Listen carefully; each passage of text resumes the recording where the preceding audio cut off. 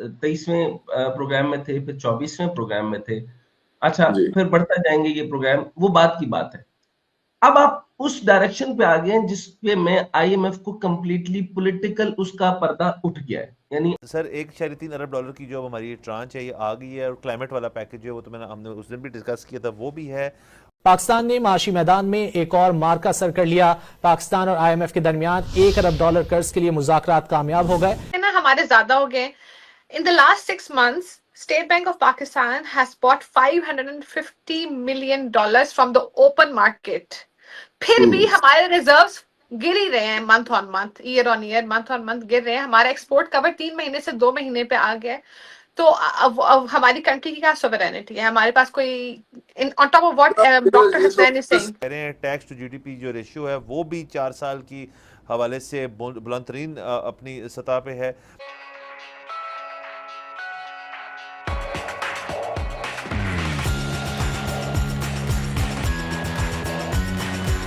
अब उसके motives clear हो गए हैं, अब उसके इकोनॉमिक मोटिव्स नहीं है। Yes. अब वो आपको वो ये नहीं कह रहा कि आपके टैक्स कैसे होने चाहिए, वो रिफॉर्म्स की बात नहीं कर रहा, रिस्ट्रक्चरिंग की बात नहीं कर रहा, आपको कह रहा है 30 साल के लिए लुडियां डालें, 10 साल और भी देंगे। अच्छा, इस तरह आपका एग्जाम्पल के तौर पे मैं बताऊं, जनरल सीसी को जो उन्होंने कमांड किया है, आपको ये बात पता है, इसको रिलेट करें जरा। जनरल सीसी को उन्होंने कहा है कि आपने इजाजत दे गजा के वहां के लोगों को इवैक्यूएट करके अपने जो मिस्र में, इजिप्ट में आने की इजाजत दे। उन्होंने कहा ठीक है। आप समझे पॉलिटिकल मोटिव। अब उनकी, और आपने इसमें देखा था कि उनकी ग्रांट बंद नहीं की थी। अच्छा, इससे पहले मैंने आपको कहा था पाकिस्तान मिलिट्री के जो आपके एयरक्राफ्ट हैं उनकी मेंटेनेंस के लिए पैसा मिला, एम आई राइट? अच्छा, आईएमएफ ने पिछली दफा जो सख्तियां की थी वो सिर्फ इसलिए कि आप लोग अच्छे बच्चे बन जाएं, आपने सी पैक बर्बाद करना है, आपने इकोनॉमिक जोन नहीं चलने देने, आपने सी पैक के सेकंड फेज में नहीं आने देना। पीटीबी को पहले कहा जाता था सी पैक के लाला लाला कर दो, इतनी अच्छी अच्छी बातें करो कि सी पैक हमारा गेम चेंजर है। अभी सुना है कभी गेम चेंजर का नाम? नहीं ना। अच्छा, अब जो 40 साल के लिए जो अब आपको करके दिया। अच्छा, कार्बन, ये जो कार्बन के ऊपर मैंने इंटरेस्टिंग बात बताऊं, उनको जो चाहते थे वो कर दिया, नीलम झेलम पावर प्लांट बंद हो गया। यस, ये है आपका सबसे बड़ा रिपरकशन। अब डिटेल दूं या रहने दूं? थोड़ी सी दे दें। अच्छा, आई थिंक ये इंटरेस्टिंग रहेगी। अच्छा डॉक्टर इशाल, आपने पॉजिटिव रहना है क्योंकि आपने अभी करनी है बहुत तरक्की, और आपने गवर्नमेंट में भी जाना और गवर्नमेंट के इदारों में काम करना है, फिर आपको जो है वर्ल्ड बैंक में जाना होगा, फिर झूठ भी काफी बोलना पड़ेगा। तो इकोनॉमिस्ट, मैं भी पहले, अच्छा मैं बताता चलूं, मैं अभी तक बुढ़ापे तक झूठ बोलता रहा, अब सच बोलना शुरू किया क्योंकि मेरे पास बहुत पैसे हैं। अच्छा, अब समझने की आप कोशिश करें, नीलम झेलम हाइड्रो पावर प्लांट जो है वो तकरीबन 2024 से बंद है। अच्छा, बिजली की अदम पैदावार से अब तक 33 अरब रुपए का नुकसान हो गया। इनकी सुरंगों या टनल की मुरम्मत के लिए 21.7 अरब रुपए खर्च आएगा। पानी निकालकर टनल को खुश करने का मलबा हटाने पर 5 अरब रुपए की इजाफी लागत, so and so fourth. 840 million dollar लगाया गया था। कौन लेगा ऑडिट इसका? तो इसकी सुरंगें बैठ गई है नीलम झेलम की, खत्म हो गया ना, मतलब मैंने आपको डिटेल ही बता दी ना। अच्छा, कैपेसिटी चार्जेस पे आ जाइए।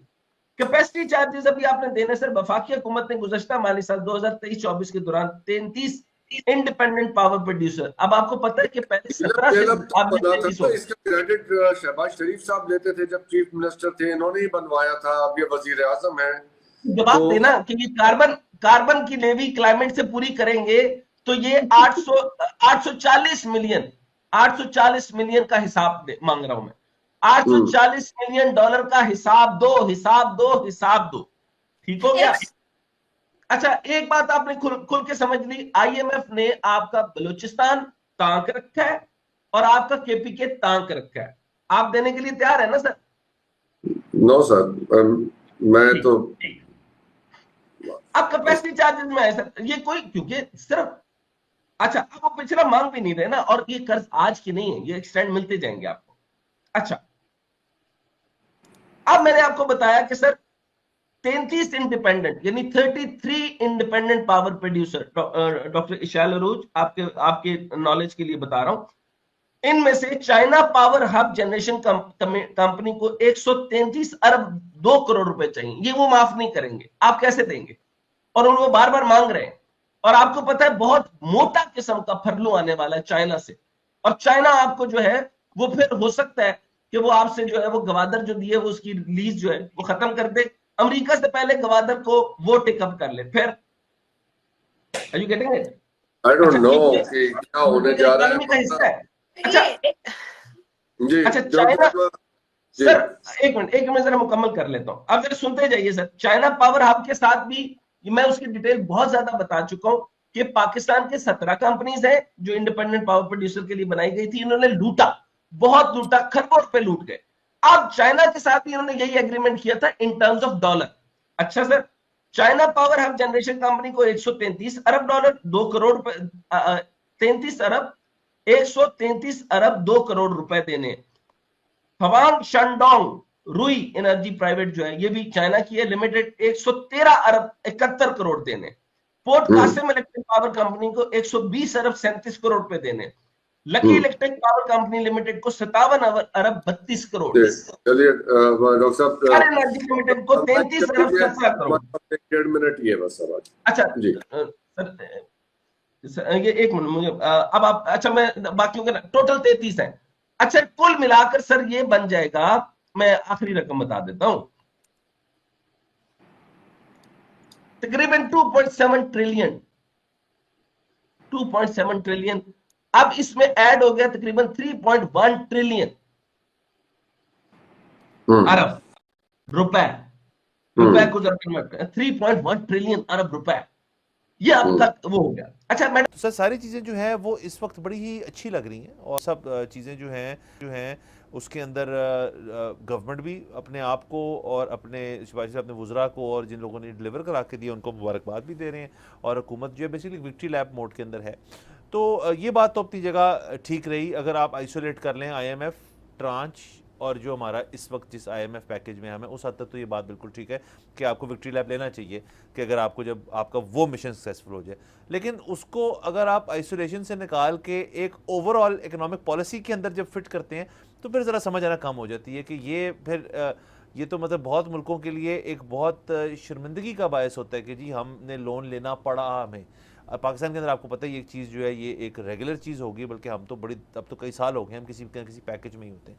सवाल ये है सर कि हुकूमत जो है उसका जो विजन है या उसका जो बेसिकली आगे किस तरह लेके जाना है आगे मुल्क को, उसके अंदर क्या हमारी इकोनॉमी जो है वो इसी तरह रिलायंट रहेगी हमेशा लोन्स के ऊपर? क्योंकि IMF तो एक है, उसके बाद ADB है, वर्ल्ड बैंक है, अभी कमर्शियल बैंकों से भी लोन उठाए हुए हैं। तो क्या हम ये लोन का बुके बायलैटरल्स भी हैं, हाँ जी, तो लोन का ये जो बुके है बना के अपने मैशत जो इसको ठीक करना है, तो इसके ऊपर तो मेरे ख्याल में एक इत्तफाक राय कायम है तमाम इकोनॉमिस्ट की, और कोई इकोनॉमिस्ट ना भी हो जिसको बेसिक मतलब कारोबारी इल्म हो, वो भी समझ सकता है कि ये लोन्स और लोन्स की रीपेमेंट की बेसिस पे आप स्टैंड स्टिल स्टेबिलिटी पे तो रह सकते हैं, लेकिन फिर जो जिस फॉल्ट लाइन पे आप बैठे हैं, मतलब ये एक 1.3 बिलियन की ट्रांच इधर हो जाए या उधर हो जाए तो वो फॉल्ट लाइन जो है फिर मुतासर हो जाती है। यकीनन वो फॉल्ट लाइन भी मुतासर हो जाती है। और दूसरी एक और चीज़ ये है कि you have to make the best of it, वरना तो आप स्टेबल भी नहीं रह सकते। मतलब हर दफ़ा बेसिकली जब आप लोन लेते हैं तो वो जो एक चीज़ आप कॉम्प्रोमाइज़ करते हैं वो है अगली दफ़ा मज़ीद लोन ले सकने की ताकत। ठीक है, क्योंकि उधार चढ़ता जाता है, वो कभी ना कभी तो आपने उतारना है।